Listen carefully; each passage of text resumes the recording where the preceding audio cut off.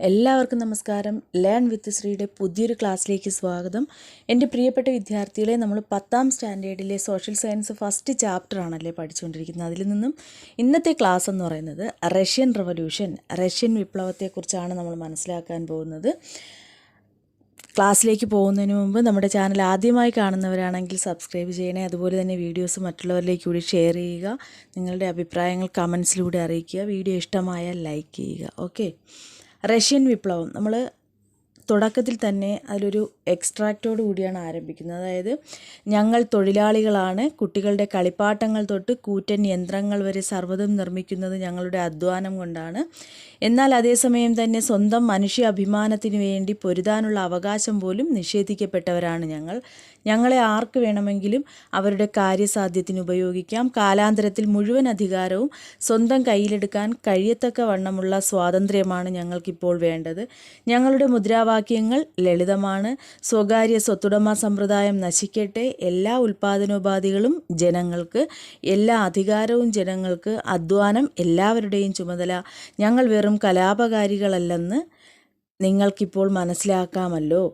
ഞങ്ങൾ വിപ്ലവകാരികളാണ്. ഒരു കൂട്ടർ ആജ്ഞാപിക്കാൻ മാത്രവും മറ്റൊരു കൂട്ടർ പണിയെടുക്കുവാൻ മാത്രവുമുള്ള കാലത്തോളം ഞങ്ങൾ വിപ്ലവകാരികളായി തുടരുകയും ചെയ്യും. ഇങ്ങനെ ഒരു എക്സ്ട്രാക്റ്റ്, അതായത് മാക്സിം ഗോർക്കിയുടെ, നമുക്കറിയാം ലോകപ്രസിദ്ധ റഷ്യൻ സാഹിത്യകാരനായ മാക്സിം ഗോർക്കി അല്ലേ, മാക്സിം ഗോർക്കി എന്ന റഷ്യൻ സാഹിത്യകാരൻ്റെ അമ്മ എന്ന നോവലിലെ ഒരു കഥാപാത്രത്തിൻ്റെ വാക്കുകളാണ് നമ്മളിപ്പോൾ വായിച്ചത്. അപ്പം നമുക്ക് ഇതിൽ നിന്ന് തന്നെ അവിടുത്തെ ജനങ്ങളുടെ സ്ഥിതി എന്താണെന്ന് മനസ്സിലാക്കാനായിട്ട് സാധിക്കും. അവിടുത്തെ ജനങ്ങളുടെ അവസ്ഥ മനസ്സിലാക്കുന്നതിന് വേണ്ടിയിട്ടാണ് ഇത്രയും മുകളിൽ കൊടുത്തിരിക്കുന്നത്. അപ്പം നമുക്കിനി റഷ്യൻ റവല്യൂഷൻ ഉണ്ടാവാനുള്ള കാരണം എന്തൊക്കെയാണെന്ന് നോക്കാം. These are the words of one of the characters in the Mother, the novel written by world famous Russian writer Maxim Gorky. അപ്പോൾ ലോകപ്രശസ്ത റഷ്യൻ എഴുത്തുകാരനായ മാക്സിം ഗോർക്കിയുടെ അമ്മ എന്ന നോവലിലെ ഒരു കഥാപാത്രത്തിൻ്റെ വാക്കുകളാണ് നമ്മളിപ്പോൾ കേട്ടത്. The plight of the workers and farmers in Russia and their aims are reflected in dum.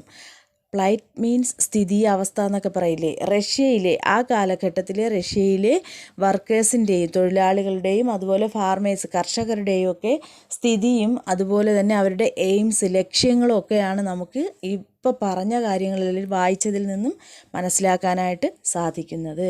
What else can you make out from these words about the then Russian society.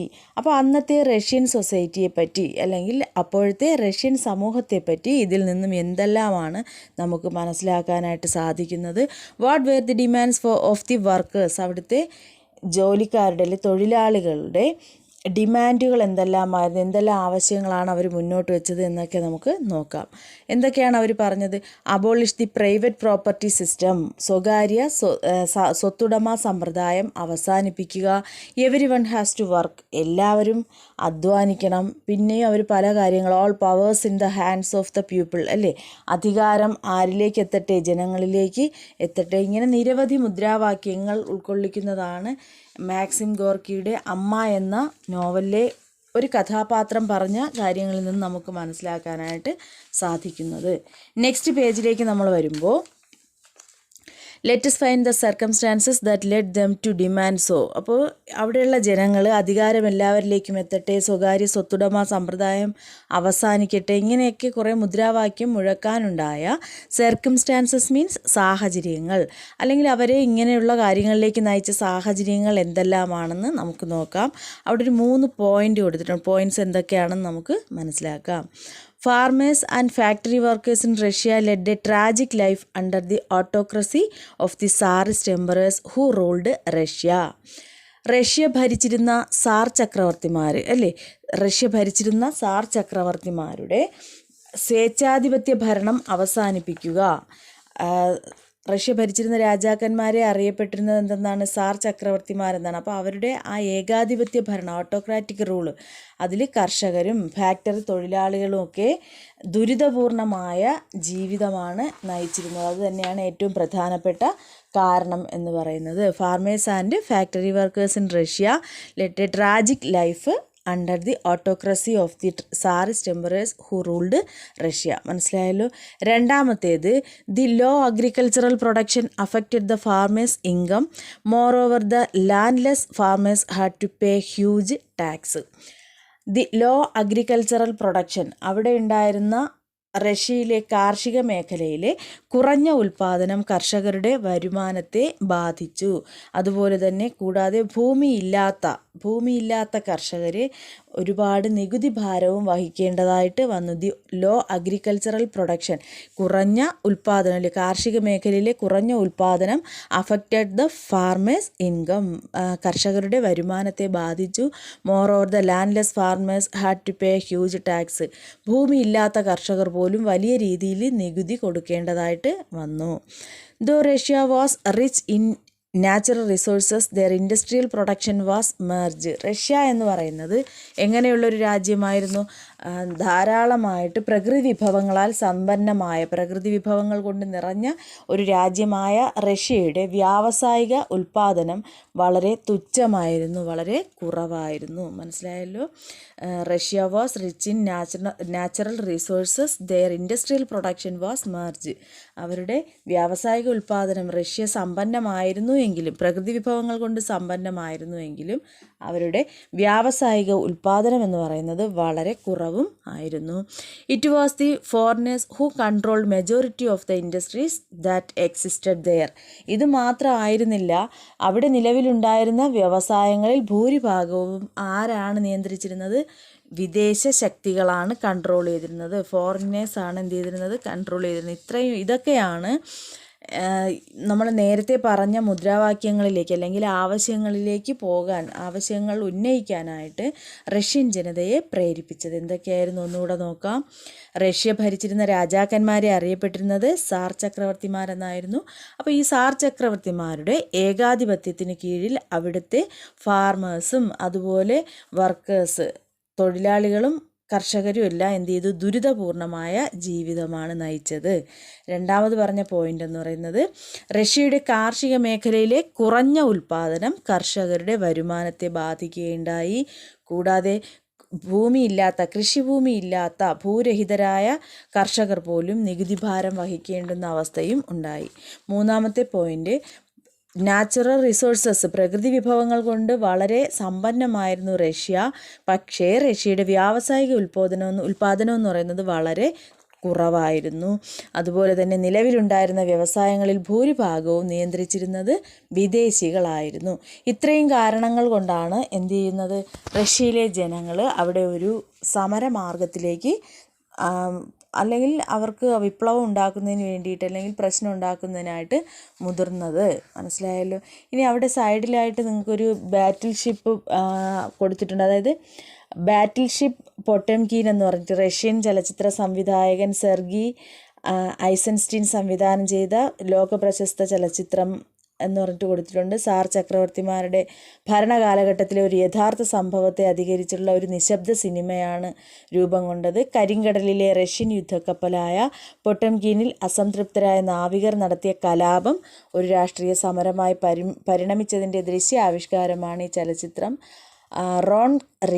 John റീഡിൻ്റെ ലോകത്തെ പിടിച്ചു കുലുക്കിയ 10 ദിവസങ്ങൾ എന്ന പുസ്തകത്തെ ആധാരമാക്കിയുള്ള ചലച്ചിത്രം സംവിധാനം ചെയ്തതും സെർഗി ഐസൻസ്റ്റീനാണ്. അത് ഒരു സിനിമയെക്കുറിച്ച് പറഞ്ഞിരിക്കുന്നതാണ്. ഓക്കെ, ഇനി നമുക്ക് ബാക്കി നോക്കാം. Russian revolution was greatly motivated by the despotic rule of tsar discuss. അപ്പോൾ റഷ്യയിലെ സാർ ചക്രവർത്തിമാരുടെ സ്വേച്ഛാധിപത്യ ഭരണം റഷ്യൻ വിപ്ലവത്തിന് പ്രചോദനമേകി. ചർച്ച ചെയ്യുക എന്നതാണ്. അതായത് റഷ്യയിലെ ഈ ദുർഭരണം, സാർ ചക്രവർത്തിമാരുടെ അഴിമതി നിറഞ്ഞ സ്വേച്ഛാധിപത്യമായിട്ടുള്ള ഭരണം തന്നെയാണ് റഷ്യയിലെ ജനങ്ങൾക്ക് ഒരു വിപ്ലവത്തിന് പ്രചോദനമേകിയത്. അതിനെക്കുറിച്ച് പറഞ്ഞ് നമ്മളിപ്പോൾ പഠിച്ച കാര്യങ്ങളാണ് ഡിസ്കസ് ചെയ്യാനായിട്ടുള്ളത്. ഇനി അവിടുത്തെ എഴുത്തുകാരെക്കുറിച്ചാണ്, അവരെ സ്വാധീനിച്ച റൈറ്റേഴ്സിനെ കുറിച്ചുകൂടി നമുക്ക് നോക്കാം. Writers like Maxim Gorky, Leo Tolstoy, Ivan Turgenev and Anton Chekhov depicted the plight of the workers and farmers in their works. അവിടുത്തെ തൊഴിലാളികളുടെയും കർഷകരുടെയും ദുരിത ജീവിതത്തെ ആരൊക്കെയാണ് തുറന്നു കാട്ടിയത് അവരുടെ കൃതികളിലൂടെ? തുറന്നുകാട്ടി. ആരൊക്കെ? Maxim Gorky, Leo Tolstoy, Ivan Turgenev, പിന്നെ ആരാണ്? Anton Chekhov. Ivan Turgenev, Anton Chekhov തുടങ്ങിയവർ സാഹിത്യകാരന്മാർ അവരുടെ കൃതികളിൽ ചിത്രീകരിക്കുകയുണ്ടായി. അവിടുത്തെ ആരുടെ അവസ്ഥ? സാധാരണ തൊഴിലാളികളുടെയും അതുപോലെ തന്നെ ഫാർമേഴ്സിൻ്റെയും ഒക്കെ അവസ്ഥ. The Marxist ideologies formulated by Karl Marx and Frederick Engels steered the workers. അങ്ങനെ കാറൽ മാർക്സും ഫ്രെഡറിക് ഏംഗൽസും ആവിഷ്കരിച്ച മാർക്സിസ്റ്റ് ആശയങ്ങൾ തൊഴിലാളികൾക്ക് ആവേശം പകരുകയുണ്ടായി. They called for establishing the supremacy of the workers instead of that by the capitalist. Capitalist means മുതലാളിമാർ നിയന്ത്രിക്കുന്ന ഈ ഉൽപ്പാദന വ്യവസ്ഥയ്ക്ക് പകരം ആരുടെ കൈകളിലെത്തണം? തൊഴിലാളികളുടെ ആധിപത്യം സ്ഥാപിക്കുന്നതിനായിട്ട് അവർ ആഹ്വാനം ചെയ്തു. They called for establishing supremacy of the workers. ആരുടെ മേധാവിത്വമാണ്? തൊഴിലാളികളുടെ മേധാവിത്വം വരാനും, അതുപോലെ ഏതിന് പകരമാണ്? That by capitalist. മുതലാളിമാർക്ക് പകരം തൊഴിലാളികളുടെ കയ്യിൽ അധികാരം എത്തട്ടെ എന്നവർ ആഹ്വാനം ചെയ്തു. അതുപോലെ തന്നെ എന്താണ്? Trade unions were formed to find remedies for the plight of the workers. Remedies എന്ന് പറഞ്ഞാൽ പരിഹാരങ്ങളല്ലേ. അതിന് പകരമായിട്ട് അവർ ട്രേഡ് യൂണിയൻസ് വെയർ ഫോംഡ്. എന്ത് സ്ഥാപിക്കപ്പെടുകയാണ്? തൊഴിലാളി സംഘടനകൾ. ഏതിനു വേണ്ടിയിട്ടാണ്? തൊഴിലാളികളുടെ ഈ അവസ്ഥയ്ക്ക് പകരമായിട്ട് പരിഹാരമായിട്ട് remedies for the plight of the workers. തൊഴിലാളികളുടെ ഇത്തരത്തിലുള്ള ദുസ്സഹമായ അവസ്ഥയ്ക്ക് പരിഹാരമായി പുതിയ തൊഴിലാളി സംഘടനകൾ രൂപം കൊണ്ടു. Based on the Marxist ideologies. എല്ലാത്തിനും അടിസ്ഥാനം ഏത് തന്നെയായിരുന്നു? മാർക്സിസ്റ്റ് ആശയങ്ങൾ തന്നെയായിരുന്നു അല്ലേ. Based on the Marxist ideologies the social democratic workers party was formed. അങ്ങനെ റഷ്യയിൽ എന്ത് നിലവിൽ വരികയാണ്? അവിടെ ഒരു തൊഴിലാളി സംഘടനകൾ രൂപീകരിച്ചു എന്ന് നമ്മൾ പറഞ്ഞില്ലേ. മാർക്സിസ്റ്റ് ആശയങ്ങളിൽ നിന്ന് ഉരുത്തിരിഞ്ഞു വന്ന അല്ലെങ്കിൽ അതിലധിഷ്ഠിതമായ സോഷ്യൽ ഡെമോക്രാറ്റിക് വർക്കേഴ്സ് പാർട്ടി റഷ്യയിൽ രൂപം കൊണ്ടു. മനസ്സിലായല്ലോ. മാർക്സിസ്റ്റ് ആശയങ്ങളിൽ നിന്നാണ് സോഷ്യൽ ഡെമോക്രാറ്റിക് വർക്കേഴ്സ് പാർട്ടി അവിടെ രൂപം കൊള്ളുന്നത്. Later the party was split into the Mensheviks, അതായത് minority, and the Bolsheviks majority. അങ്ങനെ പക്ഷേ പിന്നീട് ഈ സോഷ്യൽ ഡെമോക്രാറ്റിക് വർക്കേഴ്സ് പാർട്ടി എന്ത് ചെയ്യുകയാണ്? സ്പ്ലിറ്റ് ചെയ്യുകയാണ്, രണ്ടായിട്ട് പിരിഞ്ഞു. ഏതൊക്കെയാണ്? അതായത് മെൻഷെവിക്കുകൾ എന്ന് പറയുമ്പോൾ മൈനോറിറ്റി ന്യൂനപക്ഷ വിഭാഗവും, ബോൾഷെവിക് എന്ന് പറഞ്ഞാൽ എണ്ണത്തിൽ കൂടുതലുള്ളവർ അതായത് ഭൂരിപക്ഷ വിഭാഗം അല്ലേ, മെജോറിറ്റി. അപ്പോൾ രണ്ടായിട്ട് ഈ പാർട്ടി സ്പ്ലിറ്റ് ചെയ്യുകയുണ്ടായി. The main leaders of the Bolshevik പാർട്ടിയുടെ ഈ രണ്ടായിട്ട് സ്പ്ലിറ്റ് ചെയ്തതിൽ ബോൾഷെവിക് പാർട്ടിയുടെ, അതായത് നമ്മൾ പറഞ്ഞില്ലേ മെജോറിറ്റി എണ്ണത്തിൽ കൂടുതലുള്ള ഭൂരിപക്ഷം പേരുടെ പാർട്ടിയായ ബോൾഷെവിക്കിൻ്റെ നേതാവെന്ന് പറയുന്നത് ലെനിൻ ആൻഡ് ട്രോട്സ്കി ആയിരുന്നു. ലെനിനും ട്രോട്സ്കിയുമായിരുന്നു. അതേസമയം മെൻഷെവിക്സിനെ നയിച്ചത് അലക്സാണ്ടർ കെരൻസ്കി ആയിരുന്നു. Alexander Kerensky led the Mensheviks. മനസ്സിലായാലും ഇത്രയും ഈ പാരഗ്രാഫിൽ പറഞ്ഞ കാര്യങ്ങൾ ഒന്നുകൂടി നമുക്ക് നോക്കാം. തൊഴിലാളികളുടെയും കർഷകരുടെയൊക്കെ ഈ ദുരിതപൂർണമായ ജീവിതത്തെ വരച്ചു കാട്ടിയ സാഹിത്യകാരന്മാരായിരുന്നു Maxim Gorky, Leo Tolstoy, Ivan Turgenev, Anton Chekhov തുടങ്ങിയവർ. അവരുടെ രചനകളിലൂടെ അവിടുത്തെ ജനങ്ങളുടെ അവസ്ഥകളെക്കുറിച്ച് പറഞ്ഞു. കാൾ മാർക്സും ഫ്രെഡറിക് ഏംഗൽസും ആവിഷ്കരിച്ച മാർക്സിസ്റ്റ് ആശയങ്ങൾ അവിടുത്തെ തൊഴിലാളികൾക്ക് ആവേശം പകർന്നു. പിന്നീട് എന്താണ്? മുതലാളിമാർ നിയന്ത്രിക്കുന്ന ഉൽപ്പാദന വ്യവസ്ഥയ്ക്ക് പകരം അധികാരം ആരുടെ കൈകളിലെത്തട്ടെ എന്ന്? തൊഴിലാളികളുടെ കൈകളിലെത്തട്ടെ എന്നവർ ആഹ്വാനം ചെയ്തു. തൊഴിലാളികളുടെ ഈ ദുരിതങ്ങൾക്ക് പരിഹാരം കാണാനായി പിന്നീട് എന്ത് നിലവിൽ വരികയാണ്? തൊഴിലാളി സംഘടനകൾ നിലവിൽ വരുന്നു. മനസ്സിലായല്ലോ. അങ്ങനെ രൂപീകരിക്കപ്പെട്ട പാർട്ടിയാണ്, മാർക്സിസ്റ്റ് ആശയങ്ങൾ ഉൾക്കൊണ്ടുകൊണ്ട് രൂപീകരിക്കപ്പെട്ട പാർട്ടിയാണ് സോഷ്യൽ ഡെമോക്രാറ്റിക് വർക്കേഴ്സ് പാർട്ടി റഷ്യയിൽ രൂപം കൊള്ളുകയും പിന്നീട് ഈ പാർട്ടി രണ്ടായിട്ട് പിളരുകയും ചെയ്തു. അതായത് മെൻഷെവിക്കുകൾ ന്യൂനപക്ഷത്തെ ഉൾക്കൊണ്ടുകൊണ്ടുള്ള മെൻഷെവിക്കുകളും അതുപോലെ ഭൂരിപക്ഷത്തെ ഉൾക്കൊള്ളുന്ന ബോൾഷെവിക്കുകളും ഇങ്ങനെ രണ്ടായി പിരിയുകയുണ്ടായി. ലെനിനും ട്രോട്സ്കിയുമായിരുന്നു ബോൾഷെവിക് പാർട്ടിക്ക് നേതൃത്വം നൽകിയതെങ്കിൽ മെൻഷെവിക്കുകൾക്ക് നേതൃത്വം കൊടുത്തത് അലക്സാണ്ടർ കെരൻസ്കി ആയിരുന്നു. ഓക്കെ, നെക്സ്റ്റ് പാരഗ്രാഫ് നോക്കാം. The crisis reached its worst when Russia was defeated in Russia-Japan War in 1905. അങ്ങനെ ഈ പാർട്ടിയൊക്കെ രൂപം കൊണ്ട ഈ സാഹചര്യത്തിൽ ക്രൈസിസ് റീച്ച്ഡ് ഇറ്റ്സ് വേഴ്സ്റ്റ്, അപ്പോൾ അവിടുത്തെ സാഹചര്യങ്ങൾ ഏറ്റവും മോശമായ അവസ്ഥയിൽ എത്തുകയാണ്. When Russia was defeated in the Russia-Japan war in 1905. 1905 നടന്ന റഷ്യ-ജപ്പാൻ യുദ്ധത്തിൽ റഷ്യക്കേറ്റ പരാജയം ഈ പ്രതിസന്ധികൾ ക്രൈസിസ് എല്ലാം എന്ത് ചെയ്തു, രൂക്ഷമാകുകയുണ്ടായി. The workers organized a huge march at Petrograd on 9th January 1945. അങ്ങനെ അവിടുത്തെ രാഷ്ട്രീയ അവകാശങ്ങളും സാമ്പത്തിക പരിഷ്കാരങ്ങളും ഒക്കെ ആവശ്യപ്പെട്ടുകൊണ്ട് അവിടുത്തെ തൊഴിലാളികൾ പെട്രോഗ്രാഡ് എന്ന സ്ഥലത്തേക്ക് 1905 ജനുവരി 9 പ്രകടനം നടത്തുകയുണ്ടായി. മനസ്സിലായല്ലോ. The workers organized a huge march at Petrograd 9th January 1905 demanding, എന്തൊക്കെയാണ് അവർ ഡിമാൻഡ് ചെയ്തത്? പൊളിറ്റിക്കൽ റൈറ്റ്സ്, അവരുടെ രാഷ്ട്രീയ അവകാശങ്ങളും അതോടൊപ്പം എക്കണോമിക് റിഫോംസ്, സാമ്പത്തിക പരിഷ്കാരങ്ങളും ആവശ്യപ്പെട്ടുകൊണ്ടാണ് പെട്രോഗ്രാഡ് എന്ന് പറയുന്ന സ്ഥലത്തേക്ക് അവർ 1905 ജനുവരി 9 മാർച്ച് നടത്തിയത്. The march was fired at by the soldiers and hundreds of demonstrators were massacred. പക്ഷേ ഈ march was fired at by the soldiers, ഇവരുടെ മാർച്ചിനെ അവിടുത്തെ സോൾജേഴ്സ്, പട്ടാളക്കാരിൽ എന്ത് ചെയ്യുകയുണ്ടായി, അവർ വെടിവെച്ചു, അവർക്ക് നേരെ വെടിവെക്കുകയും ഹൺഡ്രഡ്സ് ഓഫ് നൂറുകണക്കിന് തൊഴിലാളികൾ കൊല്ലപ്പെടുകയും ചെയ്തു. മനസ്സിലായല്ലോ. This event is known as the Bloody Sunday. ഇതാണ് ചരിത്രത്തിലെ ബ്ലഡി സൺഡേ അല്ലെങ്കിൽ രക്തരൂക്ഷിതമായ ഞായറാഴ്ച എന്ന് അറിയപ്പെടുന്നത്. Workers organisations called the soviets were formed all over the Russia to conduct strikes. ഇതിനെ തുടർന്ന് എന്ത് ചെയ്യുകയാണ്, സമരങ്ങൾ നടത്താനായിട്ട് ഈ സമയത്ത് ഈ കാലഘട്ടത്തിൽ തൊഴിലാളികളുടെ സംഘങ്ങൾ റഷ്യയിലാകമാനം, റഷ്യയുടെ എല്ലാ ഭാഗത്തും എന്ത് ചെയ്യുന്നു, രൂപീകരിക്കപ്പെടുന്നു. When the strikers gained massive strength the emperor was compelled to form a legislative assembly called Duma. അങ്ങനെ എന്ത് ചെയ്യുന്നു, ഈ സോവിയറ്റുകൾ, ഇവരെ അറിയപ്പെട്ടിരുന്ന പേരെന്താണ്, സോവിയറ്റുകൾ എന്നായിരുന്നു അല്ലേ. അതായത് ഒരു ഓർഗനൈസേഷൻ, ഇതിനെതിരെ ഓർഗനൈസേഷൻ, വർക്കേഴ്സ് ഓർഗനൈസേഷൻ്റെ പേരായിരുന്നു സോവിയറ്റ്. ഇവർ റഷ്യയിലെ മുഴുവൻ ജനങ്ങളും, റഷ്യയിലെമ്പാടുമുള്ള ജനങ്ങൾ ചേർന്ന് ആരംഭിച്ചതായിരുന്നു അല്ലേ. അപ്പോൾ ഈ സ്ട്രൈക്കേഴ്സിനെ അല്ലെങ്കിൽ കലാപകാരികളെ ഈ ശക്തമായ ഈ സമരത്തെ തുടർന്ന് എന്ത് ചെയ്യേണ്ടി വന്നു, അവിടുത്തെ സാർ ചക്രവർത്തിക്ക് ഡ്യൂമ എന്ന പേരിൽ ഒരു നിയമനിർമ്മാണ സഭ രൂപീകരിക്കാൻ അദ്ദേഹം നിർബന്ധിതനാവുകയും ചെയ്തു. When the strikes gained massive strength, നല്ല ശക്തമായതായിരുന്നു ഏതെന്ന് പറയുന്നത്, ഈ സോവിയറ്റ് എന്ന് പറയുന്നത്. അങ്ങനെ എന്ത് ചെയ്യുന്നു, ദ എംപറർ, അവിടുത്തെ രാജാവ്, വാസ് കമ്പൽഡ്, നിർബന്ധിതനായിത്തീരുന്നു, to form a legislative assembly called Duma എന്ന പേരിൽ ഒരു നിയമനിർമ്മാണ സഭ രൂപീകരിക്കാൻ നിർബന്ധിതനായിത്തീരുകയും ചെയ്യുന്നു. അപ്പോൾ നമുക്ക് ഇതിൻ്റെ ബാക്കി ഭാഗം പാർട്ട് 2 വീഡിയോയിലൂടെ മനസ്സിലാക്കാം. അപ്പോൾ ഇത്രയും മനസ്സിലായി കാണുമെന്ന് വിശ്വസിക്കുന്നു. ഈ ലാസ്റ്റ് പറഞ്ഞത് ഒന്നുകൂടി പറഞ്ഞു തരാം.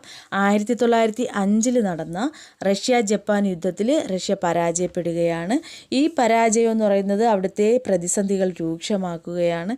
രാഷ്ട്രീയ അവകാശങ്ങളും അതുപോലെ അവിടെ എക്കണോമിക് റിഫോംസ്, സാമ്പത്തിക പരിഷ്കാരങ്ങളും ഒക്കെ ആവശ്യപ്പെട്ടുകൊണ്ട് അവിടുത്തെ വർക്കേഴ്സ് പെട്രോഗ്രാഡ് എന്ന് പറയുന്ന നഗരത്തിലേക്ക് എന്ത് ചെയ്യുകയാണ്, ഒരു പ്രകടനം നടത്തി. എന്നായിരുന്നു 1905 ജനുവരി 9. ഇതിന് നേരെ അവിടുത്തെ സോൾജേഴ്സ് വെടിവെക്കുകയുണ്ടായി.